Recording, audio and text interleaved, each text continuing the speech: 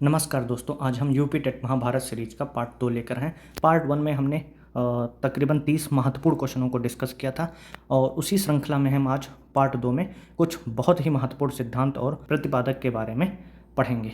तो अगर आपको हमारी वीडियो अच्छी लग रही हो तो चैनल को सब्सक्राइब कीजिएगा, लाइक कीजिएगा और अपने फ्रेंड्स के साथ शेयर कीजिएगा, जिससे ये महत्वपूर्ण क्वेश्चनों की श्रृंखला आपके फ्रेंड्स तक पहुँच सके और उनके लिए भी लाभकारी हो। ओके, तो चलिए डायरेक्टली चलते हैं हम अपने पहले प्रश्न की ओर। प्रमुख सिद्धांत और उसके प्रतिपादक। इस पार्ट से एक ना एक क्वेश्चन जरूर आता है यूपी टेट में।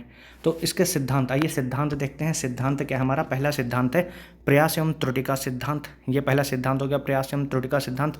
इसके प्रतिपादक हैं एडवर्ड थॉर्नडाइक। आप हमेशा याद रखना, इसके कौन है प्रतिपादक? Edward Thorndike. और इसके मुख्य बिंदु क्या है? इस सिद्धांत के मुख्य बिंदु हैं इन्होंने सीखने के 3 मुख्य नियम दिए थे। पहला नियम क्या था? तत्परता का नियम, अभ्यास का नियम और प्रभाव का नियम। नेक्स्ट सिद्धांत हमारा क्या है? शास्त्रीय अनुबंधन का सिद्धांत। शास्त्रीय अनुबंधन सिद्धांत को इवान पावलोव ने दिया था। किसने? इवान पावलोव ने। इन्होंने कुत्ते पर प्रयोग किया था और इस प्रयोग के लिए इनको एक नोबेल पुरस्कार भी मिला था। तीसरा सिद्धांत है क्रिया प्रसूति का सिद्धांत। क्रिया प्रसूति का सिद्धांत बीएफ स्किनर ने दिया था। बीएफ स्किनर, इन्होंने चूहे और कबूतर पर प्रयोग किया था। इनका सिद्धांत पुनर्बलन पर आधारित था। आप सभी याद रखना, क्रिया प्रसूति का सिद्धांत बीएफ स्किनर ने दिया था। चौथा सिद्धांत हमारा है सूझ एवं अंतर्दृष्टि का सिद्धांत। सूझ एवं अंतर्दृष्टि का सिद्धांत को वोल्फगैंग कोहलर, मीन्स ये गेस्टॉल्टवादी थे, तो कोहलर ने गेस्टॉल्टवादी ने दिया था। इन्होंने सुल्तान नाम का एक चिंपैंजी था, उस पर इन्होंने प्रयोग किया था। अगला हमारा सिद्धांत है मनोविश्लेषणात्मक सिद्धांत। मनोविश्लेषणात्मक सिद्धांत को सिगमंड फ्रायड ने दिया था। व्यक्तित्व को इन्होंने इड, ईगो और सुपर ईगो में बांटा था। ये 5 सिद्धांत हमारे बहुत ही महत्वपूर्ण सिद्धांत हैं। इन 5 सिद्धांतों को आप लोग रट्टा लगा लो, क्योंकि कोई ना कोई जरूर 100% आएगा, एक ना एक 100% आएगा। तो अगला हमारा जो टॉपिक है बुद्धि।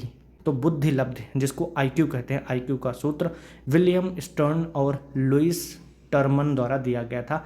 यह सूत्र हर बार पूछा जाता है, आप ध्यान रखना। इसमें मैंने मेंशन भी किया है कि इस सूत्र को बार बार पूछा जाता है। तो आईक्यू बराबर क्या होता है? वास्तविक आयु अपॉन मानसिक आयु। MA means mental S multiply by 100।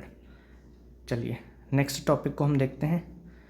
बुद्धि के सिद्धांत। बुद्धि के कई और सिद्धांत भी दिए गए हैं, जिसमें हावर्ड गार्डनर का बहुबुद्धि सिद्धांत बहुत इंपॉर्टेंट, स्फीयरमैन का द्विकारक सिद्धांत, जी और एस फैक्टर, इन्होंने 2 फैक्टर बताए थे, जी फैक्टर और एस फैक्टर, और थॉर्नडाइक का बहुकारक सिद्धांत।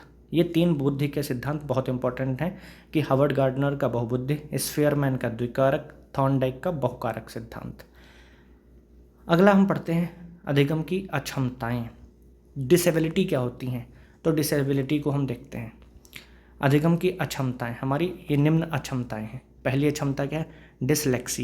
डिसलेक्सिया पढ़ने से संबंधित होती है। ये जो विद्यार्थी होते हैं, जो छात्र होते हैं, उनको पढ़ने में कठिनाई महसूस होती है जब ये अक्षमता आ जाती है।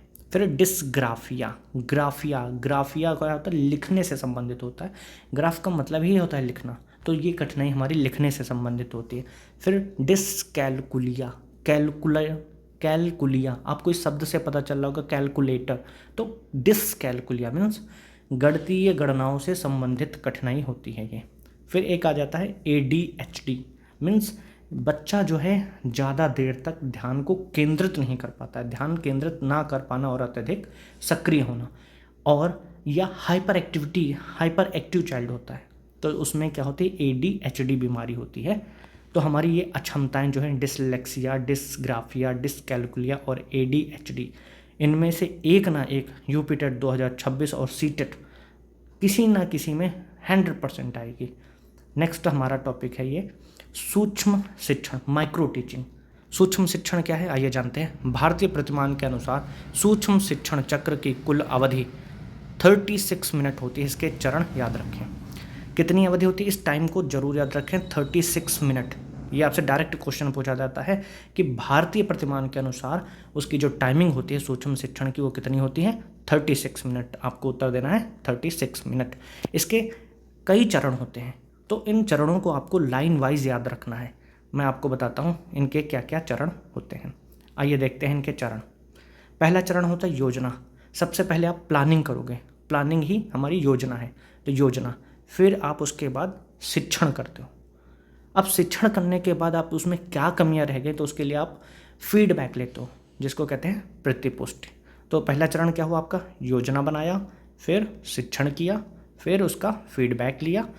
उसके बाद फीडबैक के बाद पुनः योजना, हमने कोई कमी बताई गई, उसके बाद हमने फिर से अपनी एक योजना बनाई, तो क्या हो जाएगा, पुनः योजना बनाया।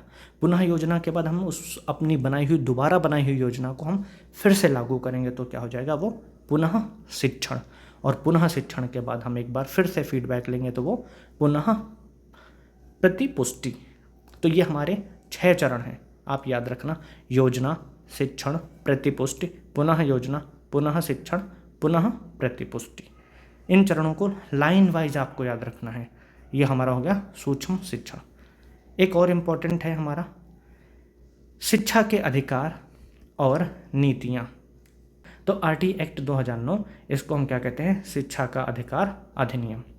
आज के हम जो इम्पोर्टेंट टॉपिक्स लेके आए थे उनको डिस्कस कर लिया है। कुछ और इम्पोर्टेंट टॉपिक्स को हम लेके नेक्स्ट क्लास में लेके आएंगे। और आई होप आपको हमारी वीडियोस अच्छी लग रही होंगी। प्लीज़ इस वीडियो को दूसरों के साथ भी शेयर कीजिएगा।